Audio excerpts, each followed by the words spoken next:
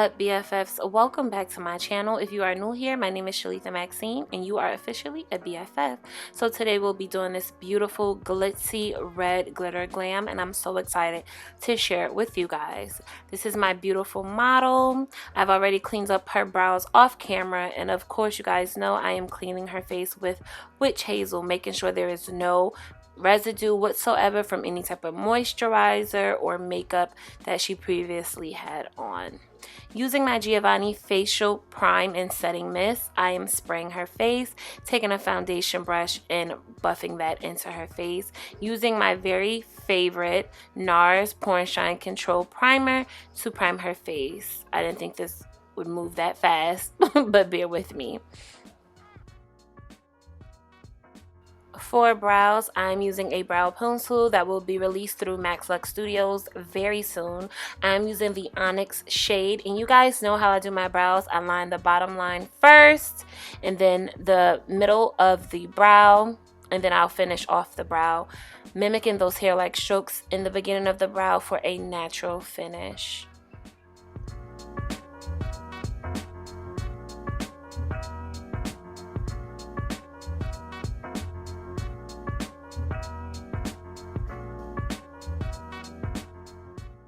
I am so excited to release this brow pencil. It's so precise, very easy to glide. You don't have to apply too much pressure to really get that color to show up. So I'm really excited about that. I hope you guys are following Max Luxe Studios on Instagram for daily and weekly updates about new releases.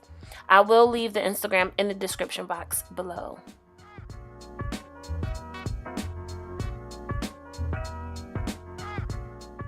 Picking up the beautiful Max Precision 721 concealer brush, I am using my 1, 2, 3 method. I just pointed out the 1, 2, and 3, 1 being the lightest, 2 being the medium shade, and 3 being the darkest or closest to my client's complexion. And I am using this brush to, of course, carve out these brows. And you guys, this brush is the truth. It will be released August 28th on Friday. I'm so excited. This brush is just literally everything. This is the best concealer brush I have personally used. And I'm not just saying this because it's my brush. This is really, like, I've tried thousands of concealer brushes and none of them give me the precision that this brush does, hence the name Max Precision. So I hope you guys are going to grab that when it releases on Friday. I am now carving out the top of my client's brow using the same methods that I've always used, and this is just to get a cleaner line on top and on the bottom. You guys know how I do.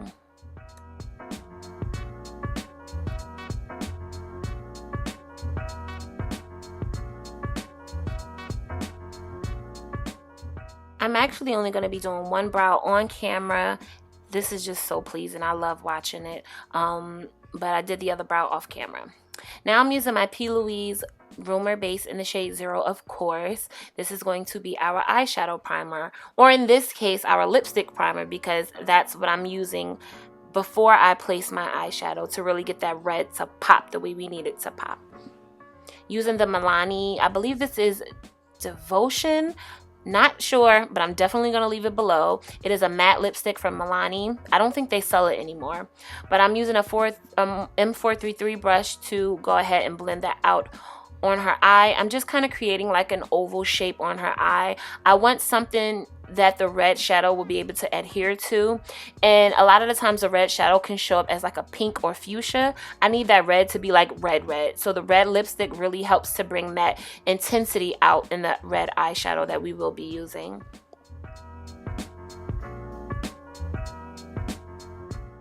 Using a clean blending brush. This is just a regular big fluffy blending brush. I'll be diffusing the edges so there aren't any harsh lines with the lipstick. Once that matte lipstick starts to dry, it is really hard to blend out, so you want to make sure you diffuse those lines before it completely dries. I picked up the red shadow from the James Charles palette with Morphe, and I rarely go into this palette. I rarely use it, but I did pick up the red. And I like the way it showed up. You know, I had to pat a little bit more than I would normally have to for any other shadow. I don't know, it's something with that palette that I just can't really get with. But the red worked out beautifully in this case. You'll see me going back and forth between the M433 brush and the blending brush to diffuse those edges, make sure it's nice and faded at the top. You definitely want to make sure you pat any matte shadow on the lid. That's to avoid like the patchy or chalkiness that a lot of matte shadows can give off. That's why you want to kind of stay away from swiping and do more of a patting. Now, when you buff out the edges, of course you want to do small circular motions. I'm using the Max Holds Luxury Lash and Glitter Adhesive to be my glitter glue. And this is also going to be released on August 28th. I'm using a shader brush to go ahead and distribute that glue all around her lid. I don't want the glitter just sticking in one place. I kind of want it to be spread out. So this is a quick tip. And it also puts glue on the brush so that way it's easier to pick up the glitter. And I'm just picking up Ruby. This is also from Max Lux Studios. And placing that right on the lid. This is a very simple eye. It does not require a lot of work. Sometimes those chunky glitters can kind of be a little bit stubborn, so you got to get them in a place. But yeah, you're just going to apply that Max Hold adhesive directly to the lid and pop those glitters right on top, and the glitter is secure. Now I'm using Inglot Gel Liner 77. Y'all know this is my favorite liner. I'm just going to be doing some tight lining on her waterline. Yeah, that's that.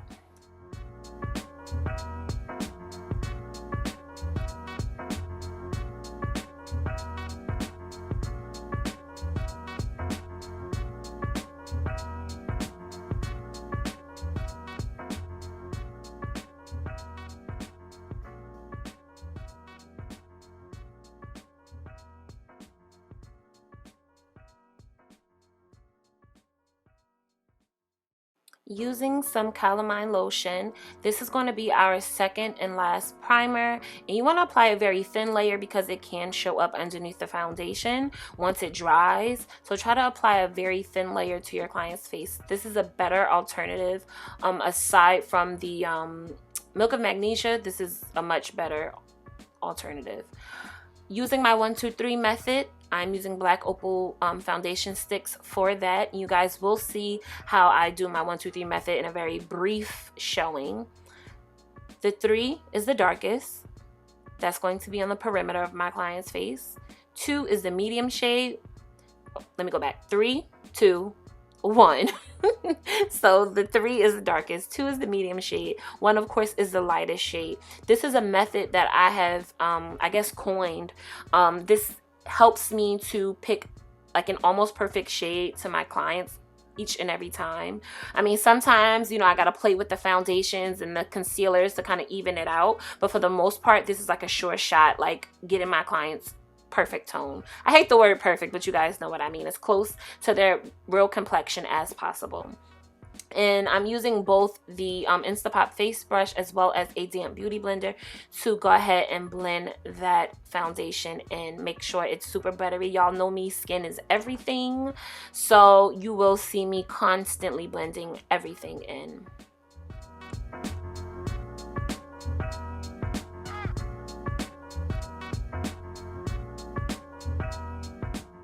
Going in with highlighting, I am using Tarte Shape Tape Concealer in the shade Tan Sand for the center of her face, right underneath the eye. We're going to do a bright under eye. Not too bright, not an ashy bright, but just a bright under eye, appropriate under eye.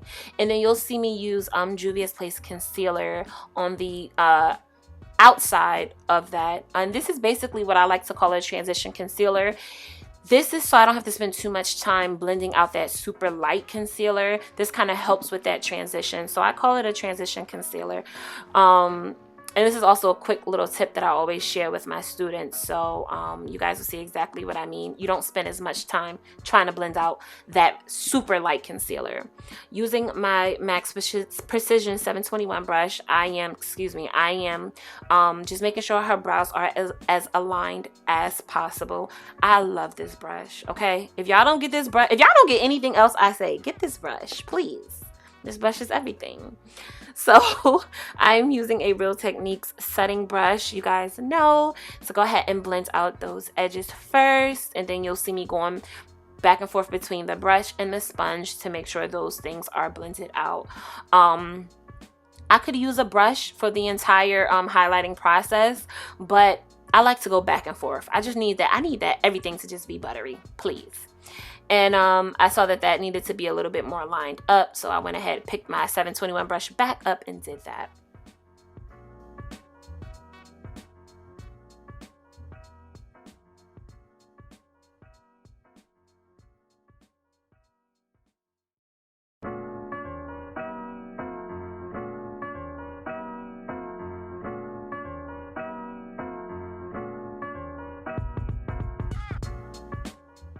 Picked up my black Opal foundation stick in the shade Suede Mocha, and we are going to contour her face.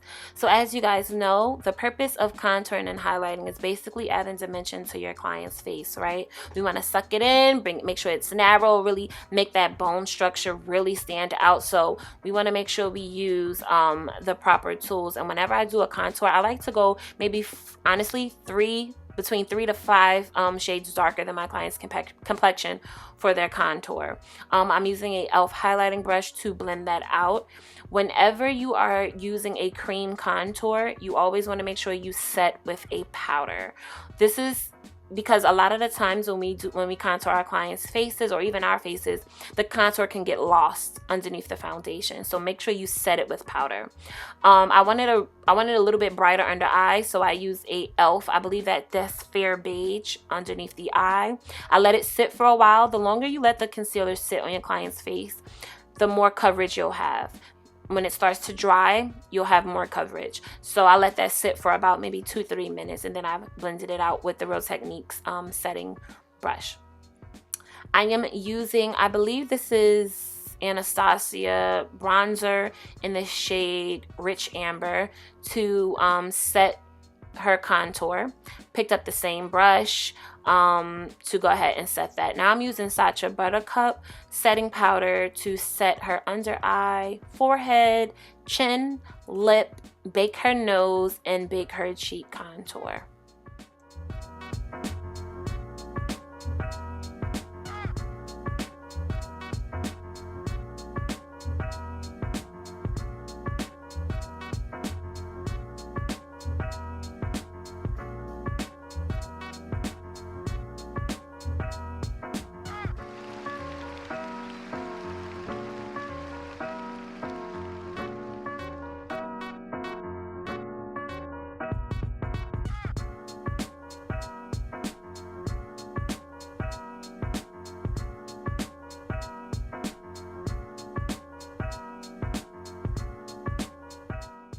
I love her face. We are using the Max Hold adhesive for our lashes. We're using 1948 lashes. I love these lashes. They're not too fluffy.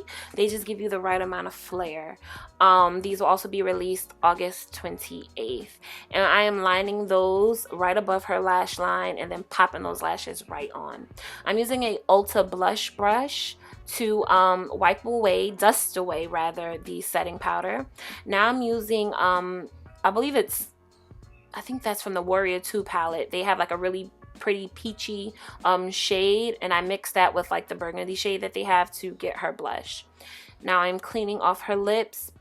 I cannot do lipstick on top of foundation, so I clean off my clients' lips every chance I get. It kind of stresses me out when I see makeup artists like going over the foundation with product. I'm like, how do you do that? It would be so muddy for me, so I have to clean it off. We're going to be doing bottom lashes, of course. I know a lot of you guys asked about how do I apply bottom lashes. I'm using Velux individual lashes to pop on her lashes. We're only doing 4 each eye, and I'm using tweezers to just gently put them right on her waterline, and then I'll be going over it with liner, and that's just to kind of cover up any gaps that the single lashes may have made once I place them up there. And you can use a regular lash glue to go ahead and apply that. What I do is I stick the end of my brush into my lash glue to put some on the brush, so that way it's easier for me to take the the lash, dip it in the glue, and then go ahead and place it on my client's waterline. I am using MAC's Skin Finish in the shade Dark to blend everything out. Using my Morphe setting spray, and I know we're not on Team Jeffrey, but this setting spray was like $5. So I'm like, $16? $5? Let me just go ahead and do this.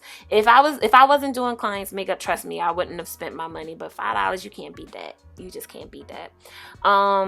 Her lashes were super curly, so you'll see me going back to kind of close that gap, because soon as I put the lashes on, like, her lashes were so curly, it'll pop right back up. And then we got the glue on top of that, so you'll see me doing that. Using a brown liner and my regular Ardell lipstick. We are doing kind of like a satin lip, not really glossy, more of a satin lip, and I think she had the perfect lips for this. Very pouty. It was, I guess you could say, nude. Now I'm spraying her again. Y'all know I spray a minimum of 3 times on my client's face.